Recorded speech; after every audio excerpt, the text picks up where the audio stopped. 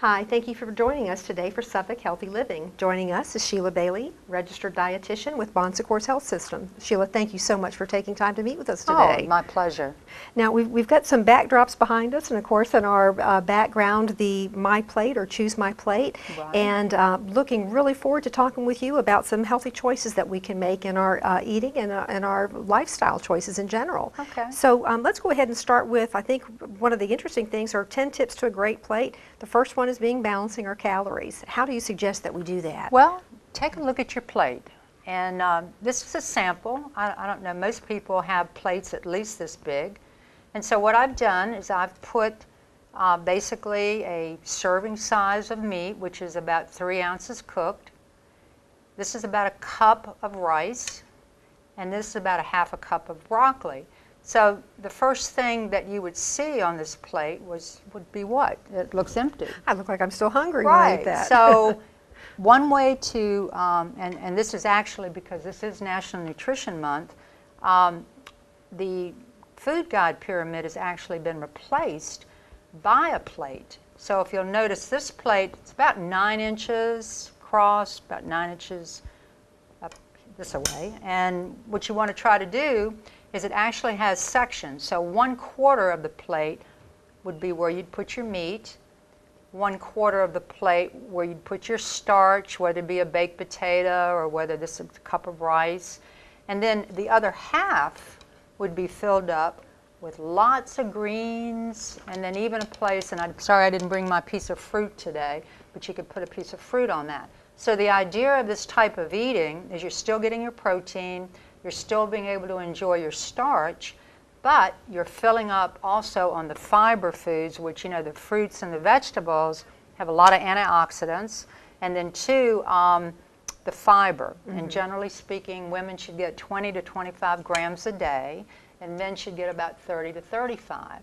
And what you really want to try to do with these types of foods is marry them up with the high-calorie foods.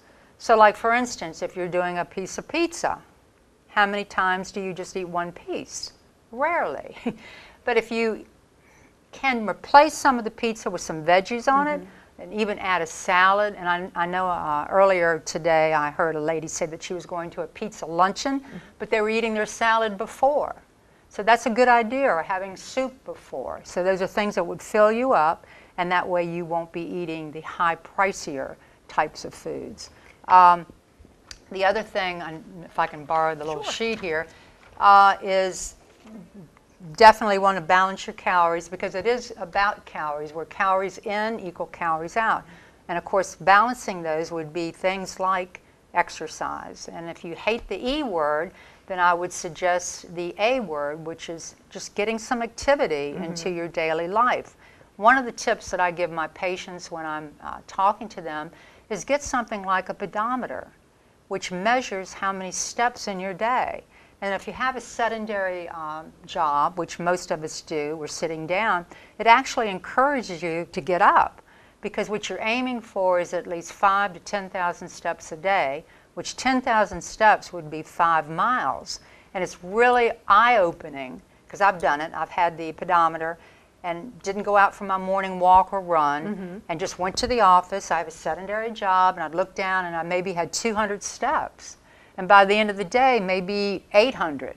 And I didn't even get 1,000 in. So if I've actually had people looking at their diet, you know, balancing their calories, using the smaller plates and portion control, and then just doing the pedometer and aiming for that 10,000 steps, and they've lost weight.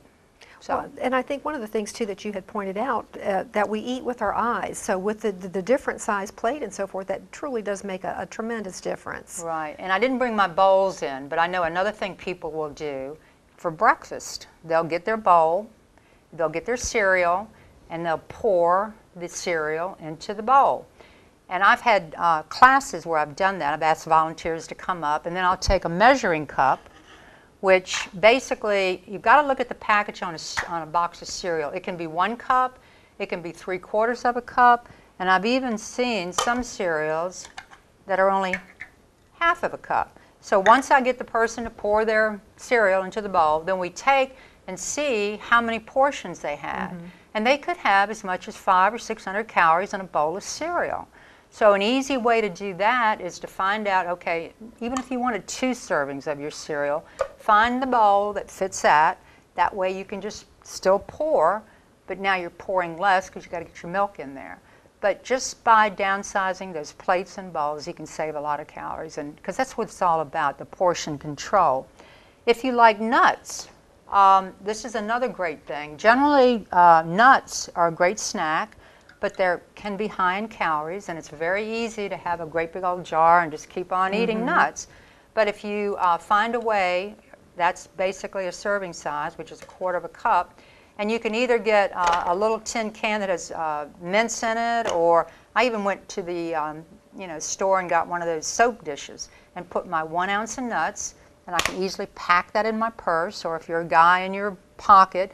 And this would be a great little snack to marry up with some fruit, or if you didn't have any fruit, just to have that and some water to take the edge off your appetite before you go into a meal. And that's the other thing that a lot of people fail to do, is if you're going more than 4 to 5 hours without eating, your blood sugar drops, you're going to get hungry. And a lot of people want to get hungry. In other words, they're going to a function. They don't want to spoil their appetite. Right. You do want to spoil your appetite. You do want to, not spoil it, but you don't want to go in hungry because you're going to overeat.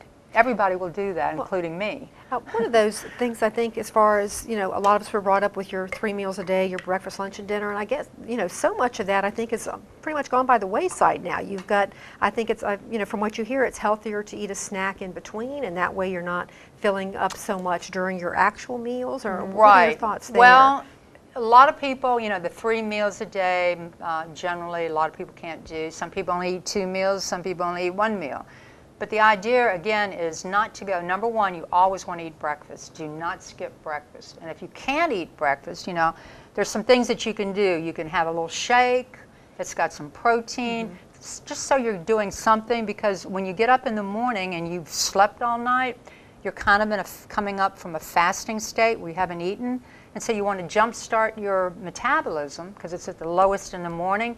And then 2, if you don't eat, it's going to be just a matter of hours before you're starving. And where will you find yourself? Will it be in front of that vending machine? Will it be in a fast food? Yeah, we've where all will made that it be? mistake in the afternoons where you get that 2 o'clock where you need that sugar rush or whatever. So even if you can't eat, like, let's say you can have breakfast, and then let's say lunch is going to be delayed.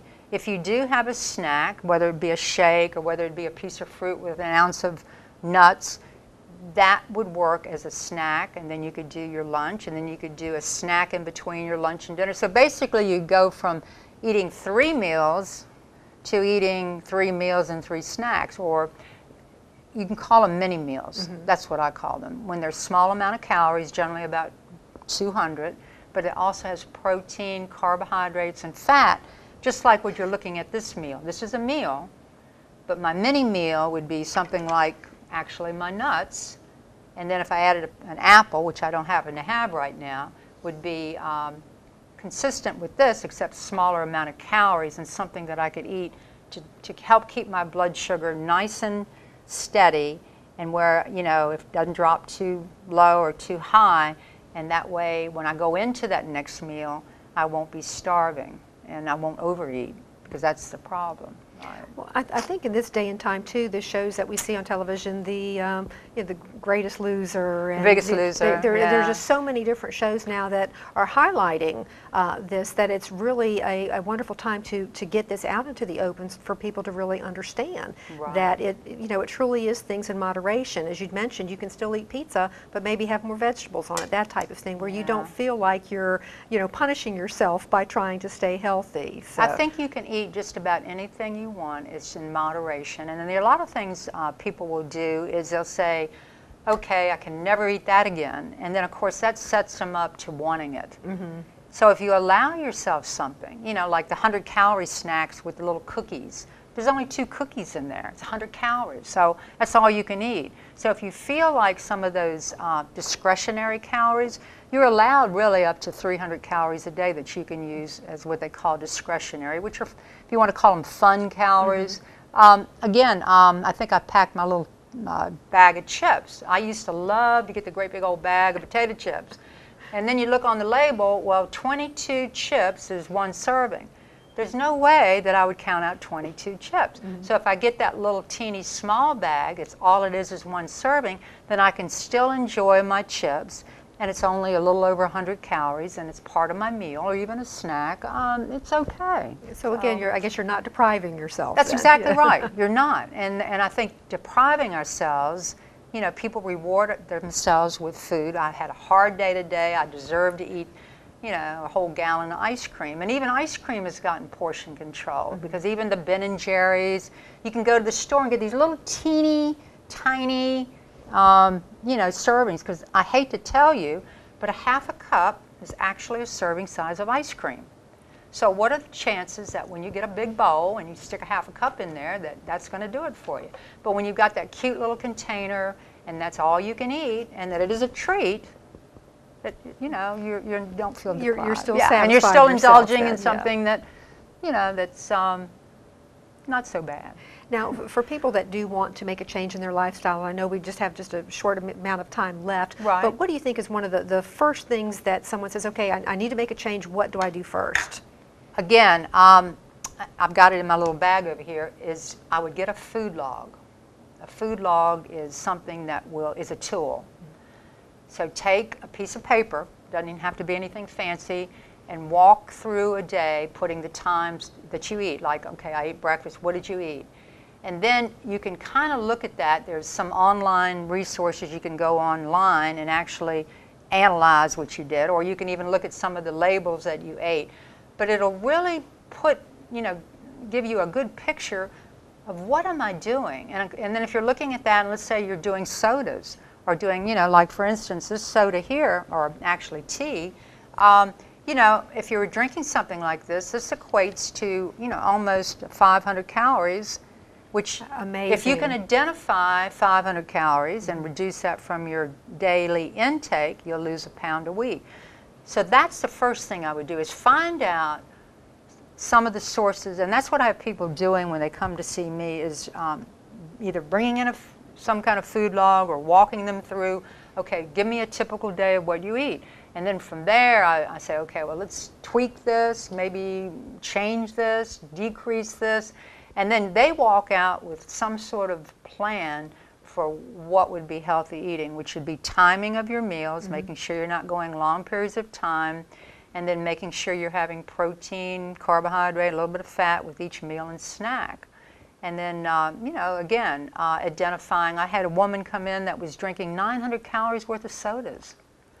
So, you know, kind of look at that.